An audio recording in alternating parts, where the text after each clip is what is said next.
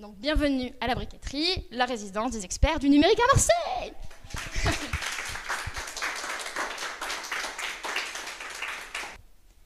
Donc on a 3 intervenants ce soir et ils ont tous un point commun, c'est que c'est des makers et qu'ils ont tous à cœur de transmettre leur savoir-faire. On aura en premier Laura qui va parler de comment on peut éduquer du point de vue d'une formatrice. Et puis ensuite, on aura Monsieur Joris qui va nous dire comment on peut se lancer dans la EdTech pour changer le monde, rien que ça. Et enfin, Thibaut, qui est le premier résident de la briqueterie, et on l'aime très fort, qui va nous parler de comment on peut scaler l'éducation. Et puis enfin, on aura une petite table ronde où on pourra poser des questions à tout ce monde. Donc pas de questions à la fin des talks, mais des questions tous ensemble à la fin des 3 talks. Voilà, donc je passe la parole à Laura. Et c'est à toi maintenant. Hop.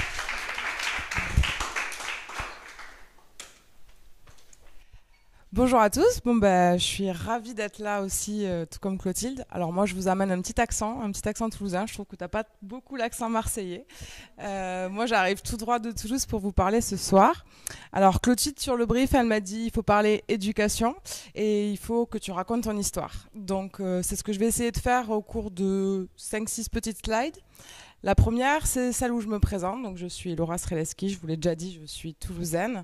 Dans mon parcours, en fait, je vais vous raconter un petit peu mon histoire, comment j'en suis arrivée où j'en suis aujourd'hui, notamment par mon parcours scolaire, puisqu'on parle d'éducation, qui est assez atypique. J'ai commencé des études plutôt dans le commerce, puis de la finance, avant de finir par du marketing, qui est mon sujet de prédilection et ma passion toujours aujourd'hui. La formation, j'ai choisi plutôt universitaire plutôt que école de commerce. J'aime bien l'égalité des chances, choisir aussi une formation qui a une équité, en fait, c'était important pour moi. Ça a été vraiment l'université une révélation pour moi parce que je n'aimais pas beaucoup l'école au lycée, parce que je n'aimais pas tout simplement, je pense, comment on m'apprenait les choses.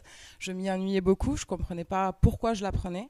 Et je trouve qu'à l'université, avec l'alternance, des choses comme ça, on a vraiment l'utilité de ce qu'on apprend et c'est là qu'on apprend vraiment. Donc dans le sens maker, ce qu'on fait, on comprend et on apprend mieux. Ensuite, j'ai démarré ma carrière dans un fonds d'investissement en tant que responsable marketing. Donc là, vous avez le côté finance et le côté marketing qui allaient bien pour démarrer. Mais je m'ennuyais un petit peu. Dans la finance, à l'époque, il y a 10 ans, ils n'étaient pas très à l'avance sur le digital. Et moi aussi, j'aime beaucoup le numérique et la tech. Et du coup, je m'ennuyais un petit peu. Toujours, je m'ennuie. Donc, j'ai besoin d'apprendre en continu.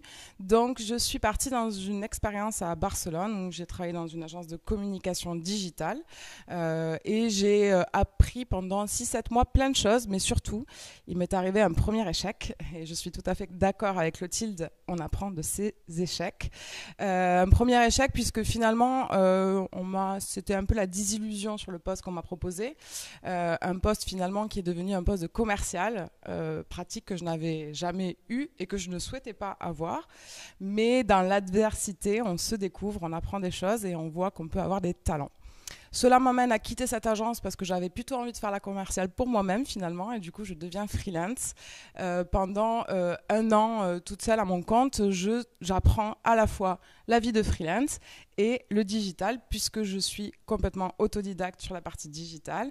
Je me forme avec YouTube, avec les blogs de l'époque, mais surtout avec d'autres freelance experts dans leur domaine. J'apprends beaucoup d'eux et je pense que c'est hyper important.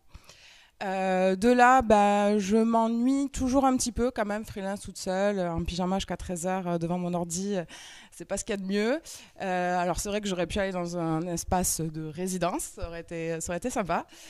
Mais finalement, je choisis plutôt une expérience de collectif. Alors on se voit pas tous les jours, mais il y a des petites personnes qui sont là et avec qui on peut discuter, avec qui on peut faire des projets. Et donc, je crée un collectif qui s'appelle La Collab. Entre-temps, je rentre à Toulouse. Je crée La Collab à Toulouse, du coup. Et on travaille ensemble. Alors, ça, c'est ma casquette que j'ai le plus vous présenter aujourd'hui, mais je suis aussi multi-entrepreneur puisque j'ai cofondé plusieurs sociétés, une plateforme dans l'événementiel, dont je suis aujourd'hui associée dormante. Première expérience hyper enrichissante. Bon, j'ai fait le plus facile du travail, j'ai fait la partie marketing, j'étais à l'aise, tout allait bien. J'ai cofondé aussi une startup qui s'appelle louinpiscine.com avec 7 cofondateurs. Donc ça, c'est aussi une expérience et un apprentissage. Et ensuite, j'ai eu un échec complet. J'ai lancé un lieu à Toulouse, on aurait pu dire une résidence, mais il n'y avait pas de coworker. C'était plutôt un lieu de co-création, de collaboratif, qui s'appelait La Tribu. Expérience géniale pendant 1 an, mais modèle économique pas du tout rentable. Donc ça s'est très vite arrêté. Beaucoup d'efforts, beaucoup d'énergie. Et voilà, on apprend sur soi, on apprend de soi-même. Et je pense que quand on est entrepreneur, on a beaucoup à apprendre et on apprend tous les jours. Et on apprend finalement surtout sur soi. Et mieux on se connaît, plus on est capable d'absorber de l'information. Dernière expérience entrepreneuriale que j'ai toujours à mon actif, j'ai repris une entreprise familiale, celle de mon père, dans le remorquage dépannage de voitures. Donc ça n'a absolument rien à voir avec le reste. Donc quand vous tombez en panne, que vous avez un accident, plutôt du côté de Toulouse du coup. À Marseille, je ne vais pas faire grand-chose pour vous, mais on dépend des véhicules. Et là, expérience hyper enrichissante en faisant. Je trouve que quand on crée une entreprise, on grandit et on apprend avec son entreprise. Quand on reprend une entreprise, donc PME, 12 salariés, presque 1 million de chiffre d'affaires, on monte dans un train en marche. Et là, il faut apprendre très vite. Et là, c'est nécessaire de bien se connaître. D'autant plus que j'occupe des casquettes qui sont plutôt RH, management de chauffeurs poids lourds, du coup, surtout. Recrutement de chauffeurs poids lourds. Je découvre vraiment la logistique et tout un nouveau univers. Et puis la partie financière et commerciale que je continue d'explorer via cette expérience. Donc voilà un petit peu ma casquette d'entrepreneur, multi-entrepreneur, qui en 10 ans, c'est vrai que j'ai multiplié les expériences entrepreneuriales parce que je pense que j'avais une soif d'apprendre, j'étais très curieuse, très caractéristique de l'entrepreneur, mais très curieuse. Aujourd'hui, je suis plutôt dans un moment où j'ai envie de me recentrer et d'approfondir pour aller vraiment sur, aller plus loin dans ce qu'on peut apprendre. Donc, vous avez mes skills. Je suis notamment formatrice au sein de la Collab et dans des écoles. Je vais vous en parler. Et mon mantra, c'est un petit peu nous créons, donc nous sommes, donc créer parce que makers, et nous transmettons, donc nous existons, parce que je trouve que dans transmettre ce qu'on a fait et ce qu'on a appris, c'est là où on se révèle le plus et on se sent le plus vivant. Je vous parle un peu plus de la Collab. Alors la Collab, la genèse, c'est quoi ? Pourquoi en fait on a créé la Collab ? Déjà, je pense que vous avez tous remarqué la transformation du monde du travail. Je vais insister sur le mot travail parce qu'aujourd'hui, le travail, c'est peut-être, on le considère peut-être plus comme ce qu'il était il y a 5 ou 10 ans. Avant, le CDI faisait unanimité, à la fois pour les entreprises et à la fois pour les travailleurs, justement. Aujourd'hui, on voit apparaître toute une population de travailleurs qui rêvent plus de liberté, d'indépendance, qui souhaitent choisir les sujets sur lesquels ils travaillent et comment ils font leur travail. Donc c'est une vraie tendance de fond. Alors aujourd'hui, je vous dis ça, vous allez dire, bah oui, on a bien vu. Après, quand j'ai créé la Collab en 2015, on me disait, bon, tu exagères peut-être un peu, c'est peut-être des gens qui n'ont pas trouvé d'autres opportunités d'emploi. Voilà.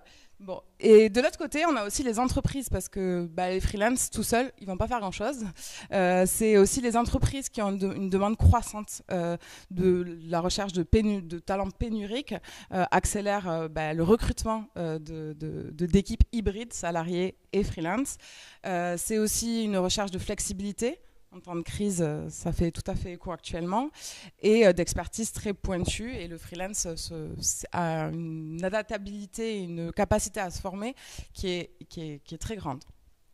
Et donc, pour répondre à ces deux grands paradigmes, on va dire, on a trouvé le moyen de créer un collectif de freelance et on propose à la Collab la meilleure manière de collaborer pour mener des projets avec des talents, voilà, en freelance. Donc rapidement, la Collab, aujourd'hui, c'est 83 freelances en France et en Espagne, puisqu'on est implanté sur 5 villes, donc Paris, Nantes, Toulouse, Marseille. C'est pour ça que je suis un peu aussi arrivée jusqu'ici. Et enfin Barcelone, c'était ma ville de cœur, vous l'avez compris dans mon parcours, il y a eu un petit passage, donc on y est revenu assez vite. Une ville un petit peu similaire à Marseille, plage, dynamisme, multiculturel, etc.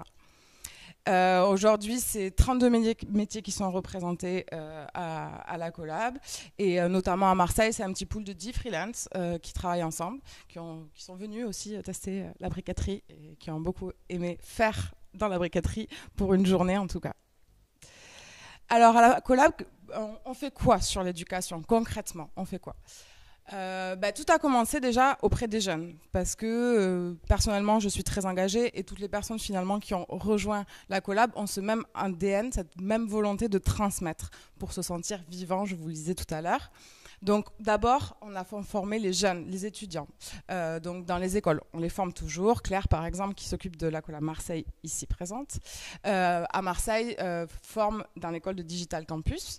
Moi-même, par exemple, j'ai co-créé un master à l'IAE pour accompagner les jeunes dans la professionnalisation de la partie digitale. Donc ça, c'est des expériences qui sont très fortes parce qu'on a vraiment l'impression de faire quelque chose dans l'éducation.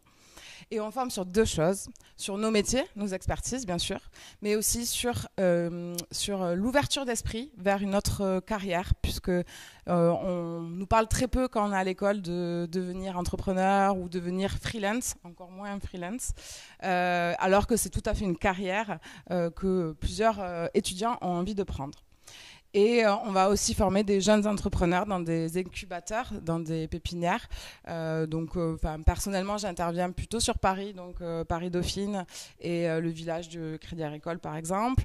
Et Claire le fait aussi à Marseille, par exemple, avec Entrepreneurs dans la ville, une très belle association qui aide les jeunes et moins jeunes des quartiers défavorisés. Ensuite, qu'est-ce qu'on fait? C'est passé au-dessus.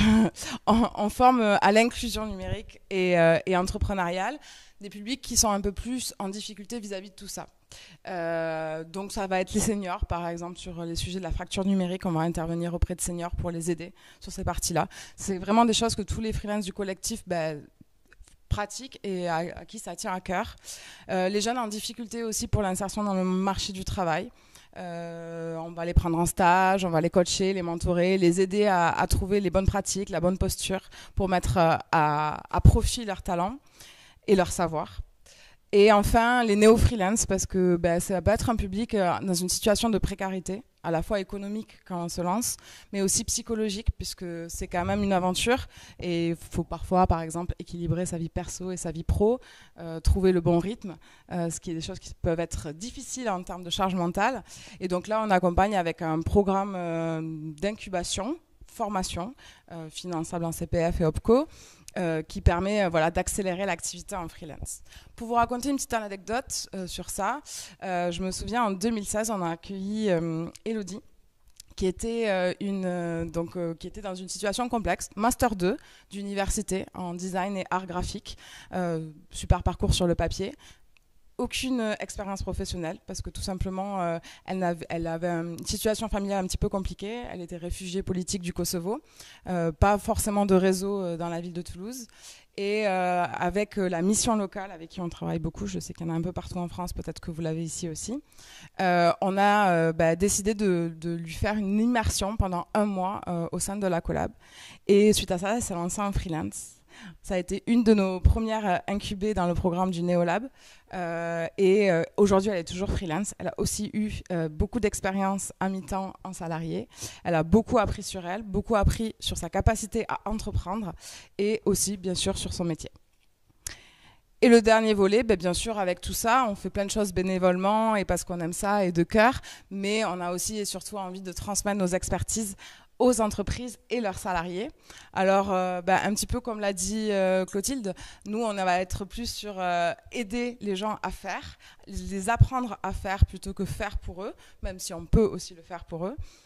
On va aussi transmettre, partager, échanger. Ça va être des ateliers presque de co-création dans les formations qui vont être intégrées pour qu'ils puissent s'imprégner au maximum. L'idée, c'est d'avoir des formations qui soient actionnables sur des expertises très pointues, puisque les freelances sont très pointus sur leur expertise la plupart du temps, et que ça puisse servir. On a aussi d'autres enjeux d'évangélisation, notamment sur les sujets du futur du travail. Là, ça passe plutôt par un podcast, mais c'est aussi une façon de sensibiliser et d'évoquer. Tout ça m'a permis de prendre un petit peu du recul. En fait, j'ai fait l'exercice de prendre du recul pour cette petite conférence. Donc, je me suis demandé comment bien transmettre. Et moi, mon tips, en fait, ce que je me dis, c'est qu'il faut vraiment être dans l'empathie au moment où on transmet. Il faut connaître la personne, comprendre ses besoins et s'adapter à qui elle est. Et aujourd'hui, on a plusieurs typologies de personnes, plusieurs façons d'apprendre. On le voit aussi dans l'éducation en maternelle, etc., avec les nouvelles pratiques qui se font. Moi, j'observe que sur les jeunes, on va être plutôt sur des doers ou makers, comme vous voulez. C'est des gens qui aiment le concret. Il faut qu'ils se sentent utiles, que ce qu'ils apprennent, ils l'exécutent directement. Sur des gens qui sont un peu plus en recul par rapport à l'emploi ou ces choses-là, on va être plus dans des relations de coaching et de mentoring. L'idée va être de faire ensemble, de porter et progresser ensemble finalement. Et enfin, sur les entreprises et les salariés, aujourd'hui, à l'heure actuelle, je trouve que les formations doivent les aider à prendre du recul, à réveiller des choses en eux, prendre de la hauteur, parce qu'ils ont besoin de retrouver du sens et de retrouver les voies dans lesquelles ils vont. Voilà pour moi.